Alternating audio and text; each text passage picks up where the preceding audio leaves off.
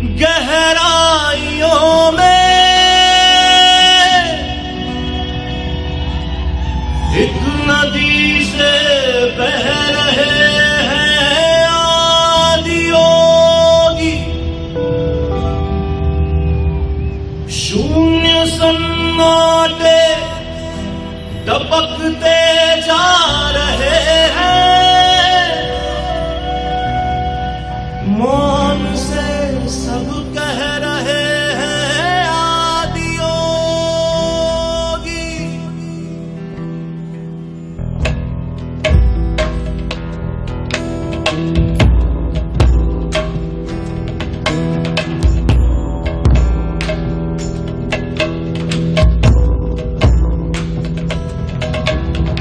दूर उस आकाश की गहराइयों में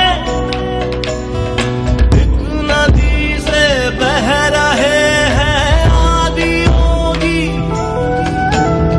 शून्य सन्नाटे टपकते जा रहे हैं, मौन से सब कह रहे हैं आदियोगी। योग के स्पर्श से अब योग में करना है तन मन सांस शाश्वत। प्राण गुंजन मुझमें आदि योग, योग धारा चलत चंदन सांस शाश्वत। प्राण गुंजन उतरे मुझमें आदि योग, उतरे मुझमें आदि योग।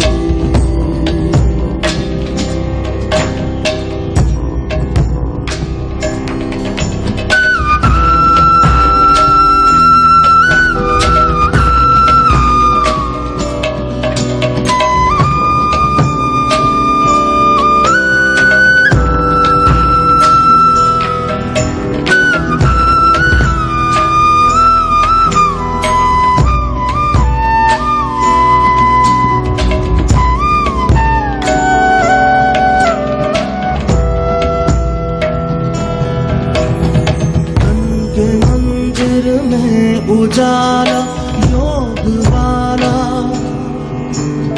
नाड़ियों में रक्त झूमे योग वाला। योग वाली जोत ने अब जालोगे, सत्य खुलता जा रहा है योग वाला। कह रही है सब दिशाएं योग वाला, मगन जीवन सांस शाश्वत। प्राण गुंजन गगन उतरे मुझमें आदि योग, योग धारा चलक छन छन सांस शाश्वत। प्राण गुंजन उतरे मुझमें आदि योग, उतरे मुझमें आदि योगी।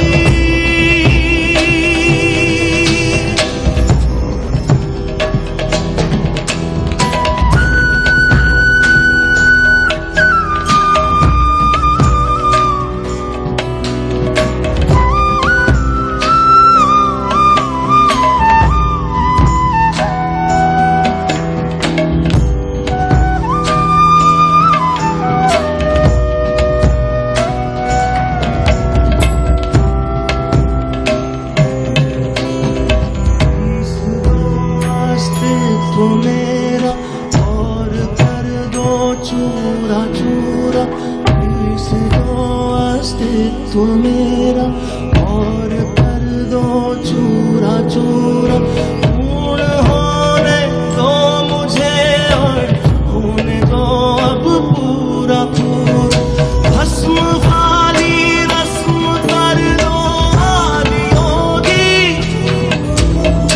योग उत्सव रंग भर दो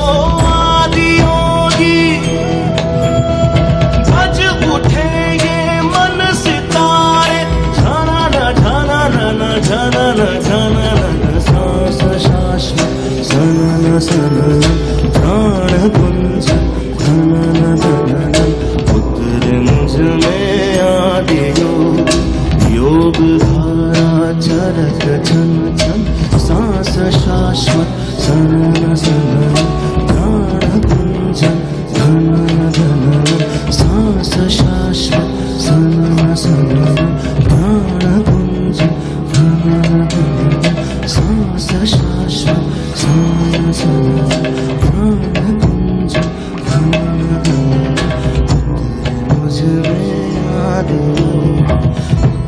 मुझ में आदि उतरे मुझ में आदि योगी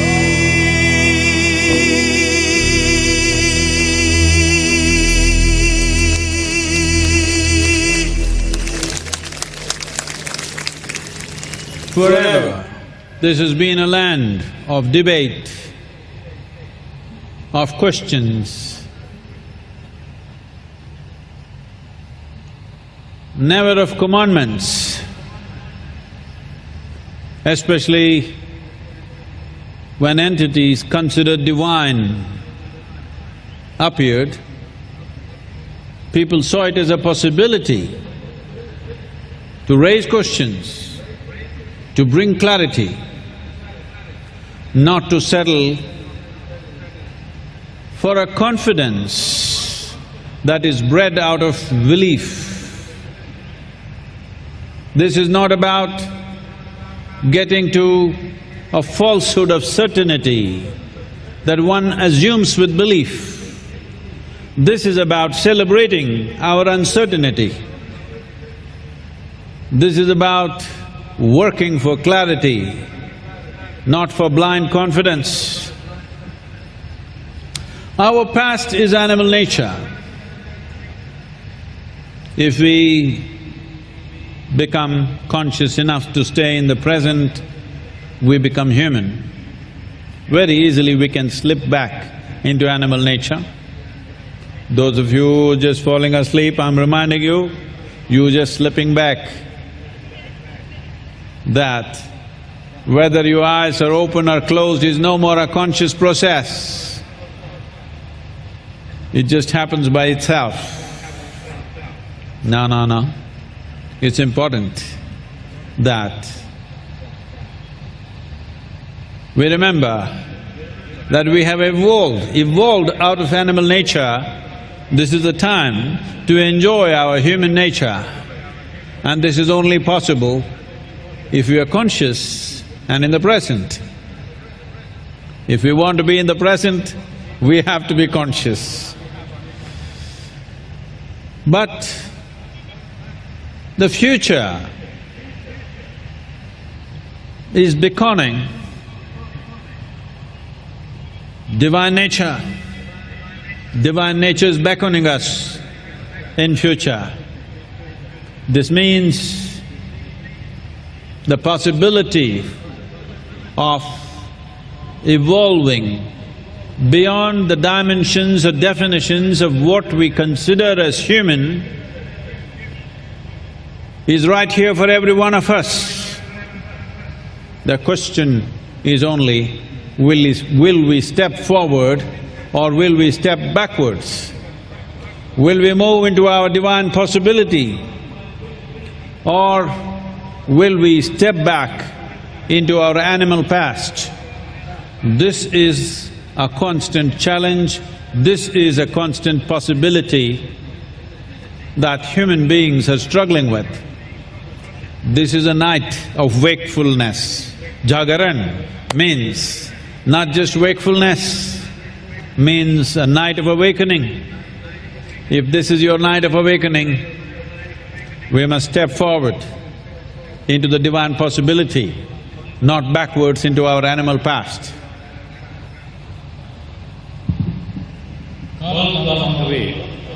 நாம் பல கேள்விகளையும் விவாதங்களையும் எழுப்புகிற ஒரு மரபிலே வந்திருக்கிறோம். हमारा देश, ये धरती, ये हमेशा से वाद विवाद की धरती रही है, सवालों की धरती रही है। हमने कभी भी किसी के बताए नियमों के हिसाब से अपना जीवन नहीं जिया है। यहाँ तक कि जब ऐसे लोगों का यहाँ पे जन्म हुआ जिन्हें ईश्वर का अवतार माना जाता था, फिर भी उनसे भी हमने सवाल पूछे। हमने उनकी मौजूदगी को सवाल पूछने के मौके के रूप में देखा, ताकि हम उनसे सवाल पूछ के अपनी सारी उलझनों को सुलझा सकें, ताकि हम स्पष्टता को प्राप्त कर सकें। तो ये एक ऐसी संस्कृति है जहाँ पे किसी भी चीज को हमने तय नहीं किया। देखिए, जैसे ही आप ये मान लेते हैं कि हर चीज सब कुछ पहले से तय है, तो जीवन बड़ा स्थिरता सी उसमें महसूस होती है, लेकिन सारी संभावनाएं नष्ट हो जाती हैं। हमारा अतीत पशु प्रकृति है। इस पशु प्रकृति से हमने विकास किया और अभी हम मनुष्य के रूप में यहाँ पे मौजूद हैं। अगर हम जागरूक हैं कि अभी हम इस क्षण में हैं, तो हम अपनी मनुष्य प्रकृति में रहेंगे। हम पशु प्रकृति से विकसित हुए हैं। अब समय आ गया है कि हम जागरूक रहें और अपने मानव होने के अस्तित्व का आनंद लें, लेकिन इसके लिए आपको जागरूक रहना होगा, आपको जागृत रहना होगा। आप में से जिन लोगों को नींद के झोंके आ रहे हैं, मैं आप लोगों को बताना चाह रहा हूं कि आप लोगों को जागृत रहना होगा। हम अपनी पशु प्रकृति से आए हैं, हमारा अतीत पशु प्रकृति है। अभी हम मानव के रूप में यहाँ जीवित हैं, लेकिन एक और आयाम हमारे अंदर मौजूद है जो कि है दैवीय प्रकृति का। वो हमारा भविष्य है जो हमें लगातार पुकार रहा है। अब सवाल ये है कि आप आगे कदम बढ़ा के अपनी दैवीय प्रकृति की ओर जाएंगे या पीछे कदम बढ़ाकर वापस अपनी पशु प्रकृति की ओर चले जाएंगे। ये एक ऐसी जद्दोजहद है जिससे लगातार इंसान उलझन में पड़ा रहता है, हमेशा इस जद्दोजहद के साथ जूझता रहता है। तो आज की रात आपके लिए मौका है आगे कदम बढ़ाने की। रात्रि जागरण का मतलब है कि ये मौका है आपके चैतन्य की जागृति का। तो क्या आज आप आगे कदम बढ़ाएंगे और अपने दैवत्व की ओर जाएंगे या पीछे कदम बढ़ा के पशु प्रकृति की ओर जाएंगे? This is not all about an intense being, stillness, dancing, science, mathematics. He is also Bhole. So are his disciples or his devotees. There are many beautiful stories about how his devotees transcended everything out of absolute innocence and simplicity. In Tamil Nadu, I think nobody would have not heard of Pusalar, the great sage of the past, a devotee. Pusalar was a very poor man living in a small hut in the outskirts of the town. The king, the great king, built a very elaborate temple which took him many years and much money. He had completed the temple and the next day was inauguration of this great temple that he had built. That night, Shiva appeared in his dream and said, "I know you have built a wonderful temple for me, but I will not be able to come for the inauguration of your temple because I am going to Pusalar's temple. Pusalar also has built another temple, I need to go there, I won't be able to come to your temple." The king was aghast, he sat up in his sleep, shocked. Early morning he started off wanting to look for this Pusalar. Where is he? Who is this man who's built a better temple than me? I am the king here. So he went looking and then he went into the poorest segment of the city and then found a small dilapidated hut and he called out, "Who is Pusalar here?" A very skinny, barely clothed man came out terrified. "I am Pusalar, why, what's wrong? Oh my king, why have you come to my house?" Then the king said, "I have built a great temple, you know that, but Shiva appeared in my dream and said, he is coming to your temple, not to my temple. Where is your temple? Where have you built?" Pusalar was a bit embarrassed. He said, "Oh my king, where will a poor man like me build a temple? I just built a temple in my heart. It took many years, brick by brick, stone by stone, slowly I built this temple. It took me a long time, but my temple is just complete." And Shiva said he will come to my temple tomorrow.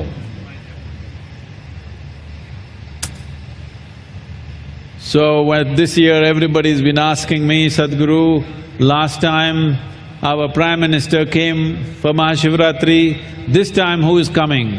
I told them, "Adiyogi is coming." I invited him and he's accepted the invitation. Not because we built up a big image of him here. I'm sure he's not impressed by this image, not am I. But we built a wonderful temple in our heart. He cannot ignore that, he has to be here.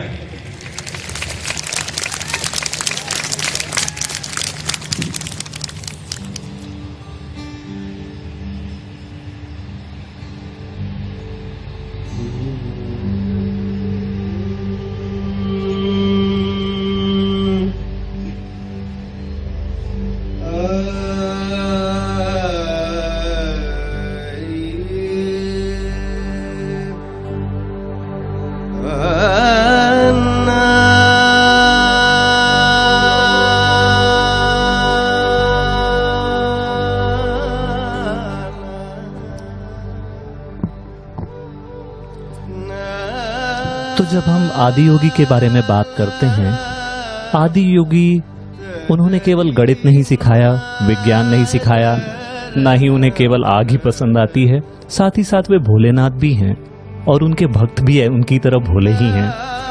ऐसी कई कहानियां हैं जिनमें ये दर्शाया गया है कि कैसे उनके भक्तों ने अपनी सरलता से, अपनी सहजता से अपनी सारी सीमाएं पार कर ली थीं। तमिलनाडु में कोई ऐसा व्यक्ति नहीं होगा जिसने पूसलार के बारे में न सुना हो। वे एक बहुत ही गरीब व्यक्ति थे और एक झोपड़ी में रहा करते थे। उस राज्य का राजा एक बहुत महान राजा था और उसने शिव के लिए एक बहुत बड़ा मंदिर बनाया था। बहुत सारा पैसा और सामान लगाकर उन्होंने एक बहुत बड़े मंदिर का निर्माण किया। अगले दिन उसकी मंदिर की प्राण प्रतिष्ठा होने वाली थी, उस मंदिर का उद्घाटन होने वाला था।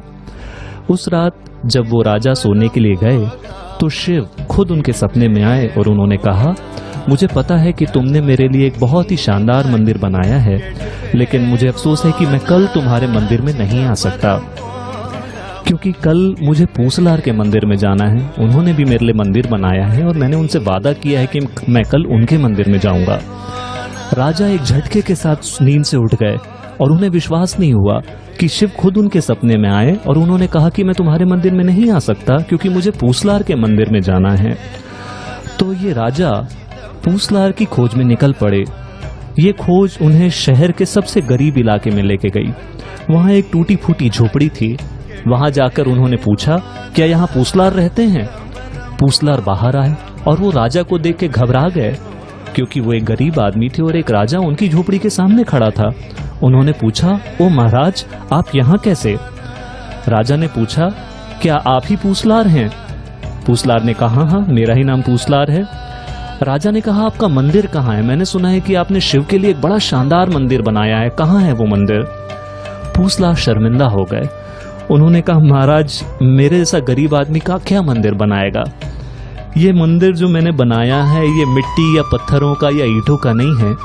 इस मंदिर को मैंने अपने दिल में बनाया है। इस मंदिर को बनाने में मुझे एक लंबा समय लग गया, कई साल लग गए। एक एक पत्थर, एक एक ईंट लगा लगा के मैंने इस मंदिर का निर्माण किया है। और हाँ, ये सच है कि शिव ने मुझसे वादा किया है कि कल वो मेरे मंदिर में प्रवेश करेंगे। तो इस बार महाशिवरात्रि के बारे में बहुत सारे लोग मुझसे पूछते रहे कि सद्गुरु, पिछले साल जब महाशिवरात्रि हुई थी तो हमारे प्रधानमंत्री नरेंद्र मोदी जी खुद यहाँ पे आए थे, इस बार महाशिवरात्रि में कौन आने वाला है? तो मैंने सभी से कहा कि इस बार महाशिवरात्रि में खुद आदि योगी आने वाले हैं। मैंने उन्हें आमंत्रित किया है, उन्होंने मेरा आमंत्रण स्वीकार भी कर लिया है। ऐसा इसलिए नहीं है क्योंकि हमने उनका एक इतना बड़ा यहाँ पे चेहरा बनाया, वो इन चीज़ों से इम्प्रेस नहीं होते, ना ही मैं इन चीज़ों से इम्प्रेस होता हूँ। बल्कि ऐसा इसलिए है क्योंकि एक लंबे समय पहले हमने अपने दिल में एक ऐसा मंदिर बनाया है, एक ऐसा शानदार मंदिर बनाया है जिसे वो अनदेखा नहीं कर सकते। उन्हें आना ही होगा।